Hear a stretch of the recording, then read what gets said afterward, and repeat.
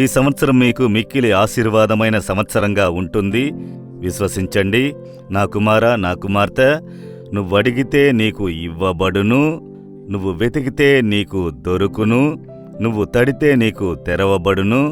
అయితే దేవుడు మీ ఆశీర్వాదాలను ఆయన చేతిలో పెట్టుకుని సిద్ధంగా ఉన్నారు. మీరు చేయాల్సింది చేశారంటే దేవుని ఆశీర్వాదాన్ని ధారాళముగా, ఎక్కువగా, పొంగి పొర్లేలాగా పొందవచ్చును.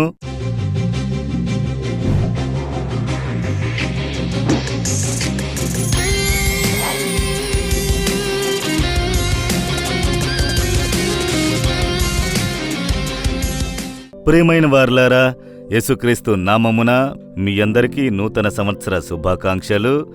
ఈ 2026వ సంవత్సరం మీకొక అద్భుతమైన సంవత్సరంగా ఉండాలి, ఆశీర్వాదం గల సంవత్సరంగా ఉండాలి, పొంగిపొర్లే మేళ్లు ఏర్పడే సంవత్సరంగా ఉండాలి, మీరు ఎదురుచూసే మేలు మీకు దక్కే సంవత్సరంగా ఉండాలి.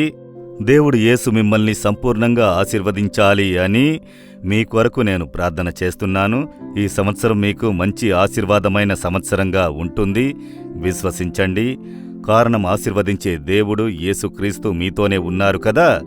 ఆయనే ఇప్పుడు మీతో మాట్లాడబోతున్నారు. ఈ కొత్త సంవత్సరంలో దేవుడు మీకిచ్చిన వాగ్దానము ఏమిటి, ఆ వాగ్దానం యొక్క ఆశీర్వాదము ఏమిటి, దాన్ని ఎలా పొందడము. ప్రతి సంవత్సరము మన యేసు విడిపించుచున్నాడు పరిచర్యతో సంబంధం ఉన్న, దీనికోసం ప్రార్థించే, కానుకలు ఇచ్చే, పరిచర్యలో కలిసి నిలబడే, పరిచర్యతో ఐక్యంగా ఉండే, అందరి కోసము ప్రార్థన చేసి వారికంటూ ఒక వాగ్దానాన్ని దేవుని వద్ద అడిగి పొందుట, ఆ వాగ్దానాన్ని చెప్పి ఉత్సాహపరిచి వారి కోసం ప్రార్థించుట. అదేవిధంగా యెహోవా ఆశీర్వదించుటను నేను చూసి ఉన్నాను. జనం కూడా అది అనుభవిస్తున్నారు. గత సంవత్సరం దేవుడు చెప్పారు, నేను నీ వద్దకు వచ్చి నేను ఆశీర్వదిస్తాను అని. చాలామంది జీవితాలలో యేసు ప్రత్యక్షంగా వచ్చి వారిని కలిసి, ఇంట్లోకి వచ్చి కలిసి అద్భుతాలు చేసిన సాక్ష్యాలను నేను తెలుసుకున్నప్పుడు దేవుణ్ణి స్తుతిస్తున్నాను. ఈ వాగ్దానం నాకే అని మీరు విశ్వసించి ప్రార్థన చేస్తే ఆ వాగ్దానం యొక్క ఆశీర్వాదాన్ని పొందగలరు. నాకిందులో నమ్మకం లేదు, దేవుడు నాకు తోడుగా ఉన్నారు, బైబిల్ చదువుతున్నాను, ప్రార్థన చేస్తున్నాను, అది చాలు అనుకుంటే అది తప్పు కాదు. అది మీ విశ్వాసము. మీరు విశ్వసించిన విధంగానే దేవుడు మిమ్మల్ని ఆశీర్వదిస్తారు. అదేలా దేవుడిచ్చిన వాగ్దానం నాకే అని విశ్వసించి ప్రార్థన చేస్తే ఆ వాగ్దానం యొక్క ఆశీర్వాదాన్ని మీరు పొందగలరు. సరే, ఈ సంవత్సరానికి దేవుడు ఏం వాగ్దానం ఉంచారు అని చూస్తే, పరిశుద్ధుడు మత్తయి రాసిన సువార్త 7వ అధ్యాయం 7వ వచనము. మత్తయి 7:7 విను విను అని ఒక నానుడి ఉంటుంది. ఆ వచనమే యేసుక్రీస్తు చెప్పే అద్భుతమైన వాక్యాలు. అడుగుడి మీకు ఇయ్యబడును, వెదకుడి మీకు దొరుకును, తట్టుడి మీకు దొరుకును. దేవుడు చెబుతున్నారు, నా కుమార్తె, నా కుమారా, నువ్వడిగితే నీకు ఇవ్వబడును, నువ్వు వెతికితే నీకు దొరుకును, నువ్వు తడితే నీకు తీయబడును. అయితే దేవుడు మీకు ఇవ్వాల్సిన ఆశీర్వాదాలు తన చేతిలో పెట్టుకొని సిద్ధంగా ఉన్నారు. మీరు చేయాల్సింది మీరు చేశారంటే దేవుని ఆశీర్వాదాలు ధారాళముగా, ఎక్కువగా, పొంగిపొర్లే విధంగా పొందవచ్చును. 3 కార్యాలను దేవుడు చెబుతున్నారు. అడగండి, వెతకండి, తట్టండి అని. మీరది చేస్తే దానికి ఫలితాన్ని నేను చూపిస్తానని వాగ్దానమిస్తున్నారు. అయితే మీ ఆశీర్వాదాలు మీరు అడిగి పొందుకోవాలి అని దేవుడిష్టపడుచున్నారు. దానికే దేవుడు మీకు ఈ వాగ్దానాన్ని ఇచ్చారు. 3 కార్యాలను మనసులో బాగా గుర్తుపెట్టుకోండి. మొదటిది, దేవుడు చెప్పే ఒక కార్యము, అడగండి మీకు ఇయ్యబడును. నా కుమారా, నీకేం కావాలి, కుమార్తె నీకేం కావాలి, అడుగు, నేను నీకిస్తాను అని దేవుడు అంటున్నారు. అప్పుడు మీ నోరు తెరిచి అడగాలి. ఇప్పుడు దేవుని వద్ద నుండి కొన్ని మేళ్లు పొందాలి అంటే కొంతమంది వస్తారు, ప్రార్థించాలని వస్తారు. దేవునికి ప్రార్థించాలని అడిగితే నోరు తెరవరు, అలా ప్రశాంతంగా ఉంటారు. ప్రక్కన ఉండేవారు మాత్రమే మాట్లాడతారు, వీళ్ళు నోరు తెరవరు. అటువంటి వారిని నేను చూసి ఉన్నాను. మరి మీరు నోరు తెరవకుండా ఉంటే మీకు ఏం కావాలో ఎలా తెలుసుకోవడము? అది దేవుడని తెలిసిన వారే కదా, ఆయనకు అన్నీ తెలుసు కదా. ఆ విధంగా కొంతమంది సాకులు చెప్తారు. కాని ఆయనే ఏం చెప్తున్నారు? ఇదంతా నాకు తెలుసు, కాని నువ్వు అడగాలి. నీకేం కావాలో నాకు తెలుసు, అయినా నువ్వడిగితే నేను నీకు ఇస్తాను. ఆ విధంగా దేవుడు మాట ఇస్తున్నారు. అప్పుడు మీరు నోరు తెరిచి అడగాలి. అది మాత్రమే కాదు, విశ్వాసంతో అడగాలి. యేసు నామమున అడగాలి. యేసు పేరుని చెప్పాలి. యోహాన్ 14వ అధ్యాయం 14వ వచనము యేసు ఏం చెప్తున్నారు? నా నామము ద్వారా మీరు ఏది అడిగినను నేను మీకు అది చేస్తాను. యేసు అనే నామముతో మీరు అడిగితే అడిగిన ప్రతిదాన్ని మీరు పొందుతారని యేసు మాట ఇచ్చారు. అదే మత్తయి 21:22లో మీరు ఏ విషయంగా వేడుకొనినను విశ్వసించండి, విశ్వాసం గలవారుగా ప్రార్థనలో ఏదైతే అడుగుతున్నారో వాటన్నిటినీ మీరు పొందుతారు. మన నోరు తెరిచి అడగాలి, యేసు నామము చెప్పి అడగాలి, విశ్వాసముతో అడగాలి, అంతే. దేవుని వద్ద నుండి సులభంగా అద్భుతాలను, ఆశీర్వాదాలను మీరు పొందవచ్చు. అయితే అందుకే దేవుడు ఈరోజు మీతో మాట్లాడుచున్నారు. నా కుమార్తె, నా కుమారా, నీకేం కావాలో అడుగు అని దేవుడు అడుగుతున్నారు. మీరడిగారంటే వెంటనే దేవుని వద్ద నుండి పొందుకుంటారు. లేఖన పుస్తకంలో మీరు చూశారంటే మార్కు 10వ అధ్యాయము 47-48 వచనాలను మీరు చదివినప్పుడు బర్తిమయి అనే ఒక కళ్ళు కనిపించని మనిషి, వాడు దారి పక్కన కూర్చుని భిక్షమడుగుతున్నాడు. యేసు ఆ వైపు వస్తున్నారని విన్న వెంటనే ముందుగా వాడు పిలుస్తున్నాడు, యేసు, దావీదు కుమారుడా. ఆ విధంగా పిలుస్తున్నాడు. ఆ పేరుని చెప్పి పిలిచిన వెంటనే మొదట్లో ఆయనకు వినిపించలేదు. ప్రజలు ఎక్కువగా గుమ్మికూడినందువల్ల ఇంకా బిగ్గరగా పిలుస్తున్నాడు. అలా పిలిచిన వెంటనే యేసు ఆగి వాడిని తీసుకురమ్మన్నారు. అలా పిలుచుకుని వచ్చిన తర్వాత దేవుడు అడుగుతున్నారు, నేను నీకేమి చెయ్యాలి అడుగు. నీకేం కావాలయ్యా, నన్ను పిలిచావు కదా, అడుగు. అప్పుడు వాడు నోరు తెరిచి చెప్పాలి, నాకు ఏం కావాలో మీకు తెలీదా దేవుడా? అలా మాట్లాడలేదు. నేను చూపుని పొందాలి. ఆయనకి అన్నీ తెలుసు, కాని మీకు ఏం కావాలో మీ నోటి ద్వారా మీరు చెప్పాలని ఆయన ఎదురు చూస్తున్నారు. అదే అడగండి ఇవ్వబడును అని చెప్పారు కదా. అయితే మీరు అడగాలి. వాడడిగాడు. దేవుడు వెంటనే అద్భుతం చేసి వాడికి కంటి చూపు ఇచ్చి వాడిని సంతోషంగా పంపించారు అని మనము చూస్తున్నాము. మత్తయి 9వ అధ్యాయంలో 27-28 వచనాలను చదివేటప్పుడు 2 కళ్ళు కనిపించని గుడ్డివాళ్లు యేసుని చూసి పిలిచారు, దావీదు కుమారుడా, కనికరించండి. అప్పుడు యేసుకి దావీదు కుమారుడా అనే ఒక పేరు పెట్టి వాళ్ళు పిలిచారు. అయితే ఆయన నామాన్ని చెప్పి పేరుని చెప్పి పిలుస్తున్నారు. అప్పుడు దేవుడు అడుగుతున్నారు, ఇది చెయ్యడానికి నా వద్ద శక్తి ఉంది అని విశ్వసిస్తున్నారా అని అడుగుతున్నారు. విశ్వసిస్తున్నాం దేవుడా అని చెప్పిన వెంటనే యేసు అద్భుతం చేస్తున్నారు. అంటే మీరు పిలవాలి. అదేమంటే నోరు తెరిచి అడగాలి, యేసు నామమున అడగాలి, తర్వాత విశ్వాసంతో అడగాలి. ఏం కావాలన్నా మీరు పొందవచ్చు. స్వస్థత కావాలా, ఒక విడుదల కావాలా, ఒక ఆశీర్వాదం కావాలా, ఒక జయం కావాలా, ఒక పని జరగాల, ఒక మేలైన బహుమతి కావాలా, ఏదైనను సరే మీరు యేసు నామము ద్వారా విశ్వాసముతో నోరు తెరిచి అడిగారంటే ఖచ్చితంగా పొందుతారు. దేవుడు మీకు ఇవ్వడానికి సిద్ధంగా ఉన్నారు. మీరు లేఖన పుస్తకంలో చూశారంటే మత్తయి 8వ అధ్యాయంలోని మొదటి 3 వచనాల్లో కుష్టు వ్యాధితో బాధపడుతున్న ఒక వ్యక్తి యేసు వద్దకు వచ్చి దేవుని వద్ద నిలిచి పిలుస్తున్నాడు, అడుగుతున్నాడు. వాడు అడిగినందువల్ల వాడు స్వస్థతను పొందాడు. అదే మత్తయి 8వ అధ్యాయము 5-6 వచనాలు చదివేటప్పుడు ఒక శతాధిపతి వచ్చి వాడి పనివాడి కోసం వేడుకుంటున్నాడు. ఒక స్వస్థతను, అద్భుతాన్ని, ఆశీర్వాదాన్ని అడుగుతున్నాడు. దేవుడు వాడడిగిన విధంగానే వాడి విశ్వాసాన్ని చూసి వాడికి అద్భుతాన్ని చేసి వాడి పనివాడిని స్వస్థపరిచారని మనము చూస్తున్నాము. మత్తయి 15వ అధ్యాయం 22 నుండి చదివేటప్పుడు ఒక కానానీయ స్త్రీ వచ్చి తన కూతురు కోసం యేసు వద్ద వేడుకుంటుంది, అడుగుతుంది. నోరు తెరిచి, దావీదు కుమారుడా, నా కుమార్తెకు కనికరము చూపుము, నా కూతురికి సహాయం చెయ్యండి, తను దెయ్యాల చేత బాధపడుతూ కష్టపడుతూ ఉన్నది అని యేసు బదులు ఇచ్చారు. ఆ కుమార్తెకు విడుదల ఇచ్చారు. మత్తయి 17వ అధ్యాయం 15వ వచనంలో ఒక తండ్రి తన కొడుకు కోసం యేసు వద్దకు వచ్చి అడుగుతున్నాడు. యేసు ఆ ప్రార్థనకు సమాధానము ఇచ్చి వాడి కుమారుడికి అద్భుత స్వస్థతను ఇచ్చారు. అయితే యేసు వద్దకు వచ్చి అడిగినటువంటి విశ్వసించిన ప్రతి వారును అద్భుతాలు పొందారు. ఎవరు ఒట్టి చేతులతో వెళ్లలేదు. అయితే మీ జీవితాల్లో ఈరోజు ఒక అద్భుతం జరగబోతోంది. ప్రతిరోజు అద్భుతం జరగబోతోంది. ఈ సంవత్సరమంతా మీకు అద్భుతమైన సంవత్సరంగా ఉండబోతోంది. మీరు విశ్వాసంతో అడగను అన్ని కార్యాలను పొందుతారు. దాన్నే మీరు అడగండి, ఇవ్వబడును అని దేవుడు చెబుతున్నారు. అయితే విశ్వాసంతో అడిగేటప్పుడు ఖచ్చితంగా దేవుడు అద్భుతం చేస్తారు కదా, ఖచ్చితంగా చేస్తారు. చూడండి, కోయంబత్తూరులో ఒక అయ్య ఉండేవారు. సుడలై మణి అనేది ఆయన పేరు. ఆయన గారికి ఒక సమస్య ఉండేది.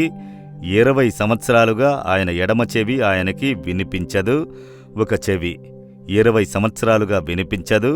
గత 2 సంవత్సరాలుగా ఆయన కంటి చూపు తగ్గిపోయి కంటి చూపు కూడా పోయినది. అతనికి ఎంత దుఃఖముంటుంది, వేదన కదా. ఒక చెవి వినబడ్డం లేదు, కంటి చూపు తగ్గిపోయినది, చాలా బాధలు.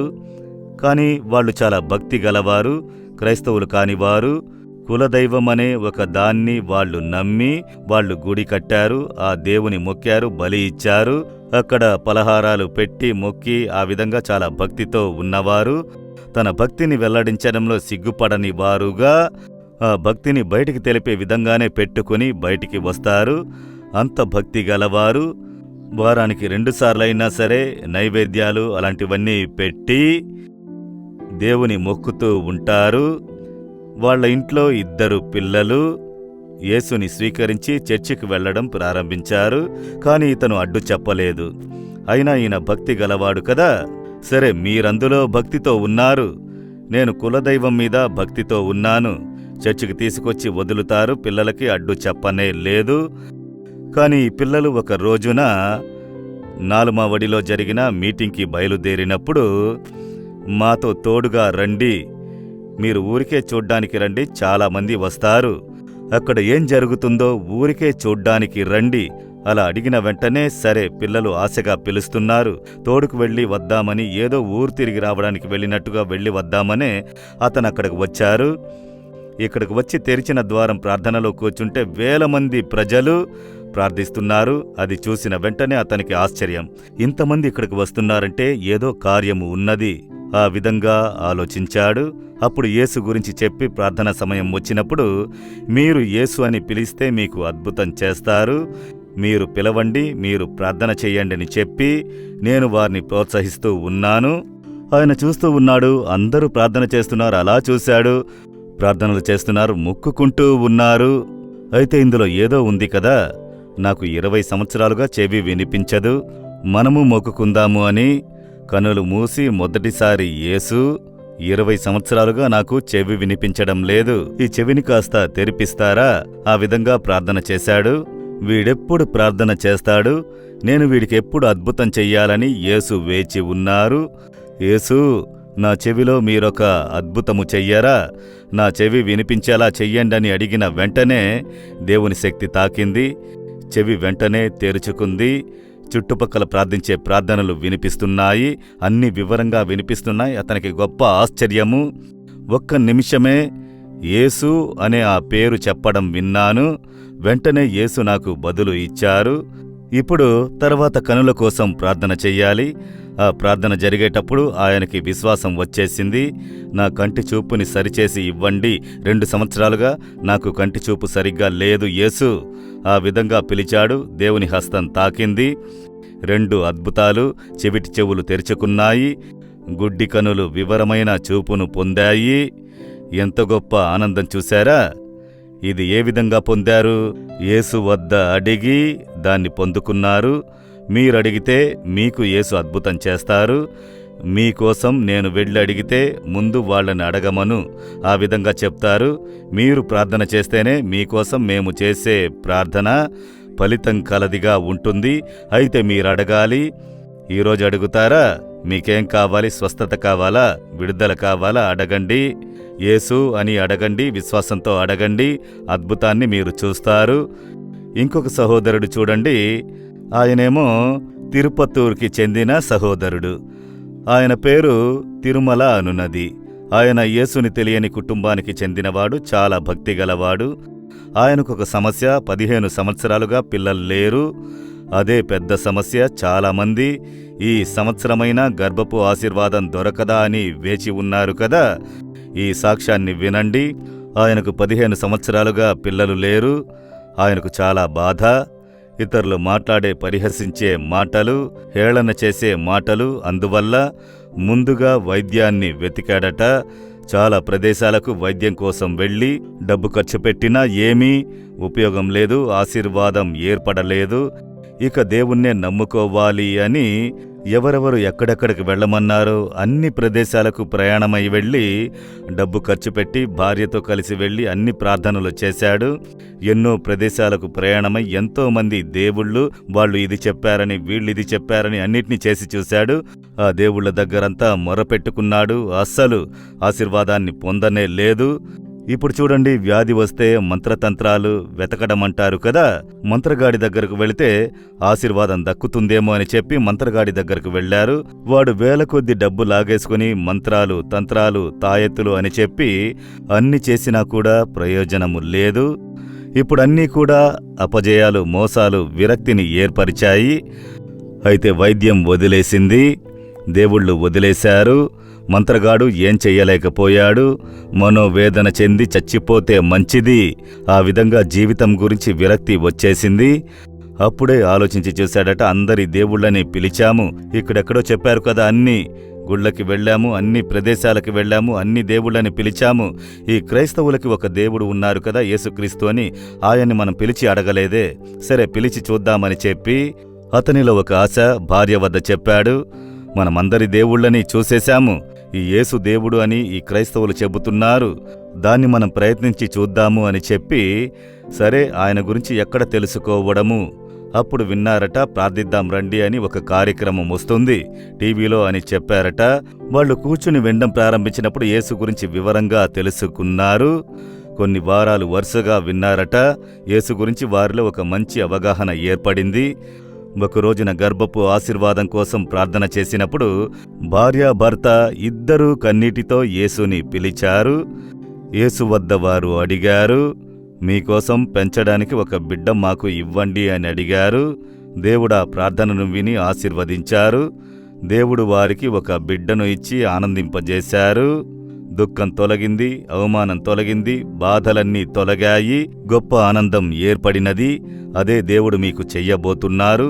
మీరు ఈరోజు విశ్వాసంతో అడగండి. అడిగే ప్రతివాడు పొందుకున్నాడని దేవుడు చెబుతున్నారు. అడిగే ప్రతి స్త్రీ పొందుతుంది.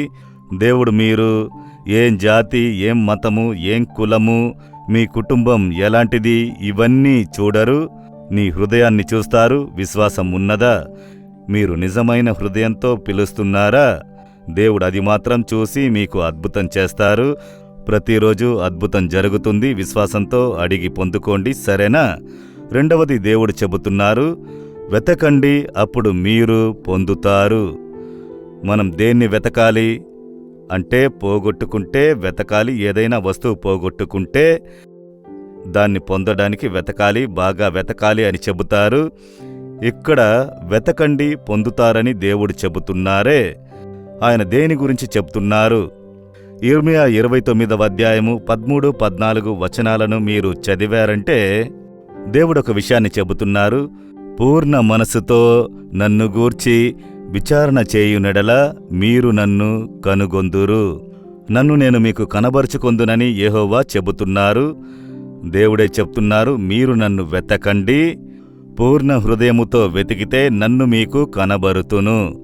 అదే చెప్తున్నారు, నేను మీకు నన్ను కనబరచెదను, నన్ను వెల్లడిస్తాను అలా చెబుతున్నారు.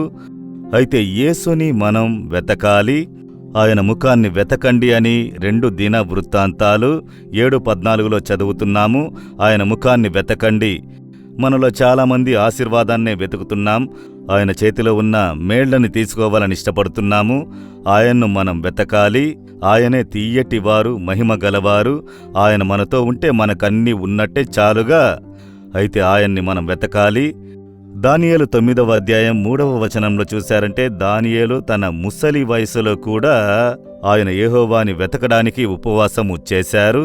నేను దేవుని చూడాలి, దేవుడితో మాట్లాడాలి, దేవుని దగ్గర ఒక విషయము అడగాలి అని. అయితే సంపూర్ణ హృదయముతో, మీ పూర్ణ హృదయముతో నన్ను వెతికారంటే, నన్ను వెతికినప్పుడు కనుగొంటారు. కాని కొంతమంది చెప్తారు, దేవుడినంతా చూడలేమండి, దేవుణ్ణెవరైనా చూస్తే యేసుని చూశానంటే నమ్మకండి, మోసం చేస్తారు అని అంటారు. దానికి ఒక వచనం కూడా ఉన్నది. అది యోహాను 1వ అధ్యాయం 18వ వచనము. ఎవడునూ ఎప్పుడునైనను దేవుని చూడలేదు. ఈ ఒక వచనాన్ని చెప్పి దేవుణ్ణి ఎవడునూ ఎప్పుడునూ చూడలేదు, వీళ్ళు ఉట్టినే మోసం చేస్తున్నారు, దేవుణ్ణి అస్సలు చూడలేమంటారు. కాని దేవుడు చెబుతున్నారు, పూర్ణ హృదయంతో నన్ను వెతికితే నన్ను మీరు కనిపెట్టవచ్చు, మీరు నన్ను చూడవచ్చు. అలా దేవుడు మాట ఇస్తున్నారు. అందులో ఏది నిజం? అయితే అపోస్తలుల 9వ అధ్యాయంలో సౌలు అనే యువకునికి యేసు దర్శనమిచ్చి, వెలుగులో దర్శనమిచ్చి నేరుగా మాట్లాడుతున్నారే, మాట్లాడి వాడి జీవితాన్ని మార్చి పరిచారకునిగా చేశారుగా. అలా చూస్తే దేవుడొక మనిషిని కలవడం నిజము, పూర్ణ హృదయముతో వెతికితే తనను వెల్లడించడము నిజము. ఆయనను చూడగలము, దర్శించగలము, ఆయన స్వరాన్ని వినగలము. కాని దానికి మనల్ని సిద్ధం చేసుకోవడము చాలా ముఖ్యము. పూర్ణ హృదయముతో వెతకాలి, దాహంతో వెతకాలి, స్వార్థము లేకుండా దేవుణ్ణి వెతకాలి. అప్పుడే తనని దేవుడు వెల్లడిస్తారు. గత శతాబ్దంలో ఒక 100 సంవత్సరాల క్రితం పంజాబ్లో, ఇండియాలోని తూర్పు రాష్ట్రాల్లోని పంజాబ్లో లూధియానా పట్టణమున్నది. దాని పక్కనే ఉన్నటువంటి రాంపూర్ అనే గ్రామము. ఆ ఊర్లో గొప్ప ధనవంతుడు ఒకడున్నాడు. ఆయనకు ఒకే కొడుకు సుందర్ ఆయన పేరు. ఆయన తల్లిగారు చాలా భక్తి గలవారు, బాగా దేవుని మొక్కుతున్నవారు. చిన్న వయసులోనే తన కుమారునికి దేవుని భయము, దేవుని గురించి విషయాలన్నీ చెప్పి పెంచి ఆయనకు దేవుని మీద దాహం ఏర్పడినది. సడన్గా ఆయన తల్లి మరణించారు. ఇతను యువకుడిగా ఉన్నప్పుడే తల్లి ప్రేమ అతనికి దొరకనందువలన మనసులో ఎంతో భారము, జీవితాన్ని పోగొట్టుకున్నట్టుగా ఒక ఆలోచన. అప్పుడు ఈ తల్లి ప్రేమను సరికట్టే నాకు కాస్త ఆసరాగా ఉండేది ఎవరంటే దేవుడు మాత్రమే. వెంటనే దేవుణ్ణి వెతకడం ప్రారంభించాడు. తల్లి చెప్పిన దేవుళ్ళని వెతికాడు. దానికోసం ఎన్నో మతాలకు సంబంధించిన పుస్తకాలన్నీ కొని చదివి దేవుని వెతకడం ప్రారంభించాడు. దానికోసం ప్రార్థనలు చేశాడు. ఒక్కదానిలోనూ అతనికి ఫలితము దక్కలేదు. ఇండియాలో ప్రతి మతానికి ఒక పుస్తకం ఉంది కదా, మతానికి సంబంధించిన పుస్తకము. అవన్నీ కొని చదివాడు. ఆ దేవుళ్ళందర్నీ పిలిచి చూశాడు. అతని మనసుకి అసలు తృప్తి లేదు. అందువల్ల చాలా దేవుని దాహంతో వెతికి అతనిలో ఒక ఆశ, దేవుని చూడాలి, ఆయనతో మాట్లాడాలి, ఆయనే నాకు ఓదార్పు, ఆయనే నాకు తల్లిదండ్రిగా ఉండాలని దేవుని వెతికాడు. కాని పూర్తిగా మోసపోయాడు. అందువల్ల చివర్లో విరక్తి చెంది చెప్పాడు. అతనికి తన ఇంట్లో మేడ మీద రూమ్ ఒకటుంది. ఆ రూంలోనే అతను ఉంటాడు. అతను చెప్పేశాడు, రేపు ఉదయం లోపల దేవుడంటూ ఒకరు ఉంటే నన్ను వచ్చి కలవాలి, నేను ఆయన్ని చూడాలి, ఆయనతో మాట్లాడాలి. అలా లేకపోతే నేను ట్రైన్ కింద పడి ఆత్మహత్య చేసుకుంటానని నిర్ణయించుకున్నాడు. ఆ విధంగా దేవుడు గురించి అతనిలో ఒక దాహము. రాత్రిపూట అతని గదిలో కూర్చొని ప్రార్థన చేస్తున్నాడు. దేవుడంటే ఎవరో తెలియలేదు. ఎన్నో దేవుళ్ల గురించి, ఎన్నో అవతారాల గురించి పుస్తకాల్లో చదివి చాలా తెలుసుకున్నందువల్ల ఆయనయ్యుంటాడా, ఈయనయ్యుంటాడా, ఆయన ఎవరో ఒకరు దేవుడనేవారు ఒకరున్నారు, ఆయన్ని నేను చూడాలి, ఆయన్ని నేను దర్శించాలి, ఆయనే నా జీవితాన్ని తృప్తిపరచగలరు. దాహంతో వేడుకుంటూ ఉన్నాడు. రాత్రంతా వేడుకుంటూ ఉన్నాడు. గంటల కొలది వేడుకుంటున్నాడు. ఇప్పుడు తెల్లవారుజాము అయిపోయినది. అతను చెప్పాడు, రేపు ఉదయం ఇన్ని గంటల లోపల దేవుడు నన్నొచ్చి కలవాలి, అలా లేకపోతే తనను వెల్లడించి నాకు చూపాలి, లేకపోతే నేను ఆత్మహత్య చేసుకుని చచ్చిపోతానన్నాడు. అందువల్ల దాహంతో వెతుకుతున్నాడు. తెల్లవారుజాము సమయములో, దాహంతో వాడు ప్రార్థన చేస్తున్న సమయము, సడన్గా ఆ గదిలో ఒక ప్రకాశవంతమైన వెలుగు. వాడు భయపడిపోయి ఆ వెలుగును చూశాడు. ఆ వెలుగులో ఒక రూపం కనిపిస్తుంది. ఆ రూపం మాట్లాడుతున్నది, నేను యేసుని అనియు, ఆకాశాన్ని భూమిని సృష్టించిన దేవుడని, పూర్ణ హృదయముతో నన్ను వెతికినందువల్ల నన్ను వెల్లడించడానికి వచ్చాను అని తనను వెల్లడించారు. యేసుని చూసిన సంతోషముతో గొప్ప ఆనందము పొంది అతను ఎదురు చూడలేదు. ఎందుకంటే యేసు విదేశీయుల దేవుడు, మనకు సంబంధం లేదని అనుకున్నాడు. మన ఇండియాలో ఎంతోమంది దేవుళ్ళు ఉన్నారు. అందులో ఒకరే తనని కలుస్తారు అని అనుకున్నాడు. కాని యేసే నిజమైన దేవుడు, తనని కలిసే దేవుడు అని తెలుసుకుని ఆ తర్వాత అతని జీవితంలో గొప్ప మార్పు, తన జీవితాంతం యేసుకి సేవ చేయడం ప్రారంభించి వివాహం చేసుకోకుండా సాధు సుందర్ సింగ్ ఆ పేరుతో ఆయన ప్రపంచమంతా తిరిగి సువార్తని ప్రకటించారు. ఆ యొక్క దేవుని మనిషి దేవుని దర్శించుకున్న ఎన్నో అనుభవాలను ఆయన పుస్తకాల్లో రాశారు. ఇప్పుడు మన తమిళనాడులో రామనాథపురంలో ఒక యువకుడు. వాడు క్రైస్తవ కుటుంబంలో పుట్టినా కూడా వాడికి చిన్నప్పటినుంచి దేవుని నమ్మకం లేకుండా పోయినది. అందువల్ల దేవుడు లేడు అని ఒక పార్టీ ఉన్నది. ఆ పార్టీలో వెళ్ళి చేరిపోయాడు. అక్కడే కూర్చుని ఉంటాడు, వాళ్ళందరితో మాట్లాడుతూ ఉంటాడు. అందువల్ల దేవుని నమ్మకం లేదు. బాగా తాగడము, సిగరెట్లు కాల్చడము, అందులోనే లైఫ్ అలా పోతూ ఉన్నది. ఒకరోజున యేసు వాడిని కలిశారు. దేవుడు వాడిని కలిసి తనని వెల్లడించారు. ఇప్పుడు వాడిలో ఒక రక్షణ సంతోషం వచ్చేసింది. పాపం నుండి విడుదల వచ్చేసింది.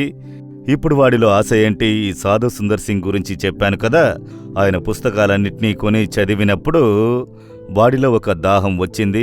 ఇలా దేవుడు యేసు తనని ఒక మనిషికి వెల్లడిస్తున్నారంటే నాకు ఆయన కనబడాలి.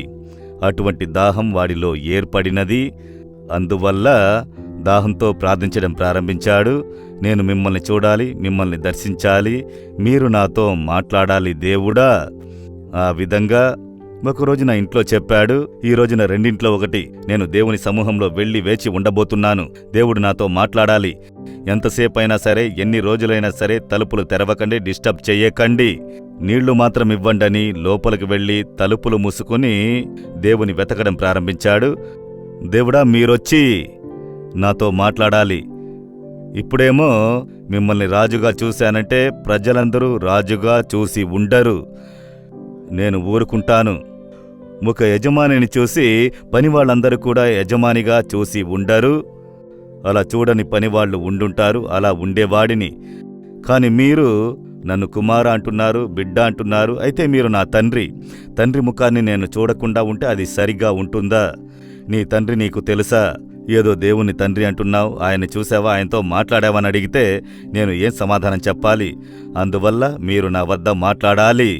నేను మిమ్మల్ని చూడాలి. నాకు అనుభవం కావాలి. ఆ విధంగా దాహంతో ప్రార్థన చేస్తూ ఉన్నాడు. చాలాసేపు గంటల కొలది ప్రార్థన చేశాడు. దేవుని పాదాల వద్ద వేచి ఉండి పూర్ణ హృదయంతో దాహంతో వెతికినందువలన ఆ గదిలోనికి ఒక ప్రకాశవంతమైన వెలుగు రావడాన్ని చూశాడు. ఆ వెలుగులో ఒక మెరుపు లాంటి రూపము కనిపించింది. ఒక మెరుపు, లైట్నింగ్ లాంటి రూపము కనిపిస్తుంది. దాన్ని పరీక్షగా చూస్తే యేసు లాంటి రూపము కనిపిస్తుంది. దాంట్లో నుంచి యేసు మాట్లాడడం ప్రారంభించడం మాత్రం కాదు, తనను వెల్లడించడం మాత్రం కాదు, ఆయనను ఒక ప్రవక్తగా అభిషేకించి ఉపయోగించుకుంటూ వస్తున్నారు. మన ప్రియ సహోదరులు విన్సెంట్ సెల్వకుమార్ గారి జీవితంలో జరిగిన సంఘటన ఇది. చూడండి, దేవుడు తనను వెల్లడించి, తనని చూపించి, తానే జీవము గల దేవుడనే విషయాన్ని తెలియజేశారు. అందుకే దేవుణ్ణి పూర్ణ హృదయముతో వెతికితే కనిపెట్టగలము. నేను చెప్పాను కదా, యోహాన్ 1వ అధ్యాయం 18వ వచనములో దేవుణ్ణి ఎవడు ఎప్పుడు చూడలేదు ఈ వచనాన్ని చెబుతారు. అదే ఎవరు చూడలేరని బైబిల్లో ఉంది కదా, చూడలేదు. ఇది ఎవరు చెప్పే మాట తెలుసా? సోమరిపోతు క్రైస్తవులు, ప్రార్థన చెయ్యని క్రైస్తవులు చెప్పే మాట. ఏదో ఊరికే ప్రార్థన చేసి వెళ్ళిపోతారు. అటువంటి వారు దేవుని ముఖాన్ని చూడాలి, వెతకాలి, వేచి ఉండాలి, ఆయన స్వరాన్ని వినాలి. ఆ ఆలోచన లేనివారు. కాని ఆ వచనం తర్వాత భాగాన్ని చూడండి. తండ్రి రొమ్మున ఉన్న అద్వితీయ కుమారుడే ఆయనను బయలుపరచెను. యేసు తండ్రిని మనకు వెల్లడించారు. అంటే తండ్రియగు దేవుడు ఆయన చూడకూడని దైవము. ఆకాశాలు కూడా సరిపోవు, ఆయన్ని మనం చూడలేము. ఆయన ఆత్మగా ఉన్నారు. కాని ఆయన్ని మనకి వెల్లడించడానికి యేసు మనిషిగా వచ్చారు. ఆయన్ని మనం చూడగలము, ఆయన్ని దర్శించగలము, ఆయన స్వరాన్ని వినగలము. అందుకే దేవుడు చెప్పారు, తర్వాత వచనం చెప్పింది కదా, యేసుక్రీస్తు ఆయనను బయలుపరచును అని. అందువల్ల యేసుని మీరు దర్శించవచ్చు, ఆయన స్వరాన్ని వినవచ్చు, ఆయన మీతో పాటు ఉండి సలహాలు ఇస్తూ నడిపిస్తూ ఉంటారు అద్భుతమైన ఒక దేవుడు.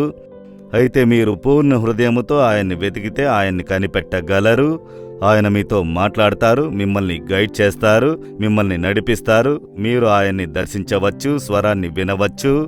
అయితే పూర్ణ హృదయంతో వెతకండి, ఆశతో అభిమతంతో వెతకండి, దేవుణ్ణి వెతకండి, వచనాన్ని ధ్యానించి ఆయన్ని వెతకండి, మీరాయన్ని కనిపెడతారు. సరే, మూడవది, తట్టుడి మీకు తీయబడును. ఇప్పుడు దేవుడు చెబుతున్నారు, కుమార కుమార్తె, నువ్వు తడితే నీకు తెరవబడును అని దేవుడు చెబుతున్నారు. ఇది దేన్ని సూచిస్తుంది అని చూశారంటే, లూకా రాసిన సువార్త 11వ అధ్యాయంలో 5వ వచనం నుండి చదివేటప్పుడు, ఒక మనిషి తన పక్క ఇంట్లో ఉన్న స్నేహితుడు ఇంటికి వెళుతున్నాడు. స్నేహితుడి ఇంటి తలుపు తడుతున్నాడు. వాడు లోపల్నుంచి అడుగుతున్నాడు, విషయమేంటి అని. నా స్నేహితుడు ఒకడు వచ్చాడు, ఇంట్లో భోజనము లేదు, నువ్వొక 3 రొట్టెలు ఇచ్చావంటే, ఒక అప్పమిస్తే నేను నా స్నేహితుడికి ఆకలిని తీరుస్తాను. ఆ విధంగా చెప్పి దాన్నప్పుగా అడుగుతున్నాడు. ఇవ్వు అని అన్నాడు. ఇంట్లో ఉన్నవాడు చెబుతున్నాడు ప్రతియుత్తరంగా, లేదు లేదు, ఇప్పుడు నేను రాలేను, నేను పడుకుని ఉన్నాను, నా పిల్లలు పడుకుని ఉన్నారు, ఇప్పుడు లేచి రాలేను, డిస్టర్బ్ అయిపోతుంది, కుదరదంటున్నాడు. అలా చెప్పినా కూడా ఆ స్నేహితుడు చాలా ప్రాధేయపడి అడిగాడు. వాడి వద్దకు వెళ్ళి చాలా ప్రాధేయపడి అడిగాడు, బ్రతిమలాడుతున్నాడు. లేదు, నా స్నేహితుడు వచ్చాడు, ఆకలితో ఉన్నాడు, నా ఇంటికి వచ్చాడు, నేను వాడిని పోషించాలని ప్రాధేయపడి అడిగినందువల్ల సరే నేను నీకు ఇస్తాను అని వాడికి ఇచ్చాడు అని చూస్తున్నాము. దీన్నే యేసు ఏం చెప్తున్నారంటే, మీరు కూడా తట్టారంటే తెరవబడును. దానికేం తట్టాలంటే, మీకోసం కాదు, మీ స్నేహితుల కోసము, సొంతవారు బంధువుల కోసం, మీ చుట్టూ ఉన్న ప్రజల కోసము, గ్రామంలో ఉన్న ప్రజల కోసము, పట్టణంలో ఉన్న ప్రజల కోసము, మీ దేశంలో ఉన్న ప్రజల కోసము దేవుని తలుపుని తట్టాలి, తట్టాలి, తట్టాలి, తట్టాలి. దేవుడా, ఈ జనానికి కనికరము చూపండి, వీరిని క్షమించండి, వీరిని రక్షించండి, వీరు కూడా మీ పిల్లలుగా మారాలి అని తలుపులు తట్టాలి. అయితే ఇతరుల కోసము ప్రార్థన చెయ్యడము, ఇతరుల భారాన్ని మన భారంగా స్వీకరించి దేవుని వద్ద విన్నపము చేయుట, ఆ విధంగా మనం ఇతరుల కోసం దేవుని సమూహంలో నిలబడి ఆయన యొక్క ఇంటి తలుపుని తడితే, పరలోకపు తలుపుని తడితే దేవుడు ఖచ్చితంగా బదులు ఇస్తారు. అందుకే 1 తిమోతికి 2వ అధ్యాయము 1-2 వచనాల్లో చెబుతున్నారు, మనుషులందరి కోసం ప్రార్థించండి. మీ పక్క ఇంట్లో ఉన్నవారు, ఎదురు ఇంట్లో ఉన్నవారు, మీతో పనిచేసేవారు, మిత్రులు, బంధువులు, ఇంకా యేసుని తెలుసుకొని అనేక మంది ప్రజలు, వేలాది లక్షలాది మంది మన ముందు ఉన్నారే, వారి కోసం దేవుని సమూహానికి వెళ్ళి గట్టిగా తలుపు తట్టండి. వారు రక్షింపబడాలి, వారు మిమ్మల్ని తెలుసుకోవాలి. దేవుడా, ఈ ఆత్మలన్నీ నాకు కావాలి. ఆ విధంగా శ్రద్ధగా మీరు వేడుకునేటప్పుడు అద్భుతము జరుగుతుంది. అది మాత్రమే కాదు, దేశాన్ని పాలించే నాయకులు, అధికారుల కోసం మీరు ప్రార్థన చేయాలి. ఆ విధంగా దేవుడు చెబుతున్నారు కదా, మీరు వేడుకున్నారంటే దేశంలో ప్రశాంతత, సమాధానం, మంచి నడవడిక కనిపించును. అయితే మీరు వేడుకుంటారని దేవుడు వేచి ఉన్నారు. మీరు వచ్చి అడగండి, మీకు ఇయ్యబడును, తట్టండి, తెరవబడును. అదేవిధంగా దేవుడు మీకు ఈరోజు మాట ఇచ్చినట్టుగా తడతారా? ఇతరుల కోసం ప్రాధేయపడి అడుగుతారా? ఆత్మలు రక్షింపబడుటకు, శాపంలో పాపంలో ఉన్న ప్రజలు విడిపించబడుటకు మీరు శ్రద్ధగా విన్నవించుకున్నారంటే ఖచ్చితంగా ఆ మార్పుని, అద్భుతాలని మీరు చూస్తారు. అయితే దేవుడేం చెప్తున్నారో, ఈ సంవత్సరానికి నా పిల్లల్లారా అడగండి, మీకు ఇయ్యబడును, వెతకండి, మీరు కనిపెడతారు, నేను నన్ను మీకు వెల్లడిస్తాను, తట్టండి, మీకు తెరవబడును. ఇతరుల కోసం దేవుని తలుపుని తట్టి ఈ ప్రజలకి అద్భుతము జరగాలి, ఈ ప్రజలు రక్షింపబడాలి, ఈ ప్రజలకు మిమ్మల్ని వెల్లడించండి అని ఇతరుల కోసం ప్రాధేయపడి మాట్లాడండి. దేవుడు క్రియ చేయటాన్ని మీరు చూస్తారు. అయితే ఇప్పుడు మనం ప్రార్థించబోతున్నాం. దేవుడా, మీరిచ్చిన వాగ్దానం కొరకు స్తోత్రములు. ఈ సంవత్సరంలోని ప్రతి ఒక్కరోజు ఈ వాగ్దానం యొక్క ఆశీర్వాదాన్ని మేము పొందాలి, అనుభవించాలి అని మనం ప్రార్థించబోతున్నాం. ఇప్పుడు ప్రార్థిద్దామా? ఈ సంవత్సరంలో రాబోయే రోజులలో మీ జీవితాల్లో జరగబోయేదాన్ని దేవుడు చెప్పియున్నారు. నా కుమారా, నా కుమార్తె, నువ్వు తట్టేటప్పుడు అది తెరవబడును, నువ్వు అడిగేటప్పుడు నీకు ఇయ్యబడును. దేవుడు చెబుతున్నారు, వెతికేటప్పుడు నీకు వెళ్ళడగును, నువ్వన్నిటినీ చూడగలవు. అయితే ఇప్పుడు దేవుని వద్ద అడగబోతున్నాం. కుదిరితే మోకాలు వేసుకోండి, లేదా కూర్చొని ఈ నూతన సంవత్సరపు వాగ్దానాన్ని, ఆశీర్వాదాన్ని పొందండి. దేవుడా, నేను కూడా విశ్వాసంతో అడుగుతున్నాను. విశ్వాసంతో అడిగే ఈ కార్యములో నాకొక అద్భుతము జరగాలి అని అడగండి. అడగండి. యేసు నామములో విశ్వాసముతో ఇప్పుడు మీరు వేడుకోండి. విశ్వాసముతో మీరు వేడుకోండి. దేవుడా, నేను ఈ కార్యాన్ని అడుగుతున్నాను, నాకు కావాలి, ఇది నాకు చేసి ఇవ్వాలి అని అడగండి. ఒకవేళ మీరు ఇప్పుడు మీ స్నేహితుల కోసము ప్రార్థన చెయ్యాలి, మీ కుటుంబం వాళ్ల కోసం, ఇతరుల కోసం, బంధువుల కోసము, బంధువులు, సొంతవారు, ఎదురిల్లు, పక్కిల్లు, వీళ్ళందరూ మిమ్మల్ని తెలుసుకోకుండా ఉన్నారు, వారి కోసం ప్రాధేయపడుతున్నాను. ప్రార్థన చేయండి, ప్రాధేయపడి మాట్లాడండి. మీరు తలుపును గట్టిగా కొట్టండి. వారి కోసం ప్రార్థించే ప్రార్థన దేవుడు ఖచ్చితంగా సమాధానము ఇచ్చి మిమ్మల్ని ఆనందింపజేయబోతున్నారు. విశ్వాసంతో వేడుకోండి, తలుపుని తట్టండి. దేవుడా, తెరవబడాలి, వారు కూడా రక్షింపబడాలి, వారు అభిషేకము పొందాలి, వారు కూడా రాకకు సిద్ధమవ్వాలి. దేవుడా, వారిని తాకండి. అందుకు నేను ప్రార్థన చేస్తున్నానని ప్రార్థన చెయ్యండి. వెతకండి పూర్ణ హృదయముతో, దాహముతో, వాంఛతో.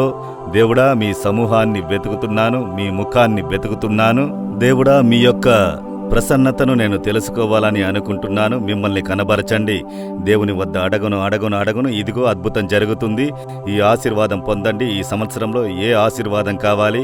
ఈ ఆశీర్వాదం కావాలి. అడ్డులు తొలగాలి. ఈ కార్యములో అద్భుతము చెయ్యాలి.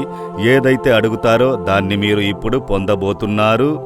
దానికి ఆయన సిలువకు వెళ్ళారు. సిలువలో మన కోసం అన్నిటినీ మోసి ముగించారు. అందువల్ల ఈరోజు మీరు అడిగేదాన్ని పొందుకోబోతున్నారు. అలాగే ప్రార్థన చేయండి. తండ్రి, ఈ కుమారుని కోసం, కుమార్తె కోసం నేను ప్రార్థిస్తున్నానయ్యా. మీరు ఇస్తున్న వాగ్దానం కొరకు స్తోత్రములు. మహిమగల ఈ వాగ్దానపు ఆశీర్వాదాన్ని మీ యొక్క పిల్లలు స్వతంత్రించుకోవాలి. వారికి వాగ్దానపు ఆశీర్వాదము ఫలించాలి. దాని కొరకు వీరి కోసం నేను ప్రార్థిస్తున్నాను. దేవుడా, యేసుక్రీస్తు నామము ద్వారా వారడిగే ప్రతి కార్యములోనూ అద్భుతము జరగాలి. స్వస్థత అడుగుతున్నాను, వారికి స్వస్థత ఏర్పడాలి యేసు నామమున. విడుదల అడుగుతున్నారు, విడుదల ఏర్పడాలి యేసు నామమున. దేవుని ఆశీర్వాదం అడుగుతున్నారు, దేవుని ఆశీర్వాదం ఏర్పడాలి యేసు నామమున. అడ్డులు తొలగాలి, ఆశీర్వాదం బిడ్డలకు ఏర్పడాలి. మీరు చేసేశారు, దాని కొరకు మీకు స్తోత్రములు. దేవుడా, పూర్ణ హృదయముతో మిమ్మల్ని వెతుకుతున్నారు. మీ ముఖాన్ని చూడాలి, మిమ్మల్ని దర్శించాలి, మీ సలహాలను పొందాలి అని వారికి మిమ్మల్ని వెల్లడించండి. వారికి మిమ్మల్ని కనబరచండి. వారు మిమ్మల్ని తెలుసుకునేలాగా చెయ్యండి. మీరు ఖచ్చితంగా వెల్లడించి మిమ్మల్ని కనబరచి వారి జీవితంలో ఒక కొత్త మార్పుని ఏర్పరచాలి అని నేను ప్రార్థిస్తున్నాను. యెహోవా ఆ విధంగా చేస్తున్నందుకు కృతజ్ఞతలు. దేవుడా, తట్టండి, తెరవబడునని చెప్పారు. వారు వచ్చి తడుతూ నిలబడ్డారయ్యా. తట్టిన కార్యము జరగాలి అని వారు వేడుకుంటూ ఉన్నారయ్యా. దేవుడా, వారి గ్రామం కొరకు, పట్టణం కొరకు, మిత్రుల కొరకు, తనతో పనిచేసే వారి కొరకు భారంతో ప్రాధేయపడి వేడుకుంటూ ప్రార్థిస్తున్నందువలన వారందరినీ మీరు తాకాలి. వారందరికీ మిమ్మల్ని వెల్లడించాలి. వారిలో ఆత్మపరమైన మార్పు ఏర్పడాలి. దేవుడు ఆ విధంగా ఆశీర్వదిస్తున్నందుకు స్తోత్రములు, స్తోత్రములు, స్తోత్రములు. దేవుడా, ఈ రోజు నుంచి వారు అడిగేది వారికి ఇవ్వబడాలి. వారు వెతికేది కనిపెట్టబడాలి. తట్టేది తెరవబడాలి. అద్భుతాలను చూడాలి. ఈ రోజే అద్భుతాలను చూడాలి. స్వస్థత ఏర్పడాలి. ఆశీర్వాదము ఏర్పడాలి. మేళ్లు ఏర్పడాలి. కుటుంబం రక్షింపబడాలి. అద్భుతాలను చూసి ఆనందించేలాగా యెహోవా చెయ్యండి. ప్రతిరోజు ఈ వాగ్దానం యొక్క ఆశీర్వాదము మీ పిల్లలకు ఏర్పడుతూ ఉండాలి. యేసు నామమున ప్రార్థన చేస్తున్నాను తండ్రి. Amen, amen. ప్రియమైన వారలారా, దేవుడు ప్రార్థనను విన్నారు, మిమ్మల్ని ఆశీర్వదించారు. సంవత్సరం యొక్క మొదటి రోజులోనే మీరు ప్రతిరోజు ఈ వాగ్దానాన్ని చెప్పి, స్తోత్రములు చెప్పి ప్రార్థన చెయ్యండి. ప్రతిరోజు అద్భుతాలను చూస్తారు. మీరు ప్రార్థించే ప్రతి కార్యములోనూ దేవుడు అద్భుతం చేసి మిమ్మల్ని ఆనందింపజేస్తారు. ఆమెన్. మరిన్ని వివరములు, ప్రార్థన అవసరతల కోసం సంప్రదించండి. యేసు విడిపించుచున్నాడు పరిచర్యలు, 4 మావడి, తూతుక్కుడి జిల్లా 628211. మా ఫోన్ నంబర్లు 9487734603, 8106072222, info@jesusredeems.org. దేవుడు మిమ్మును దీవించునుగాక.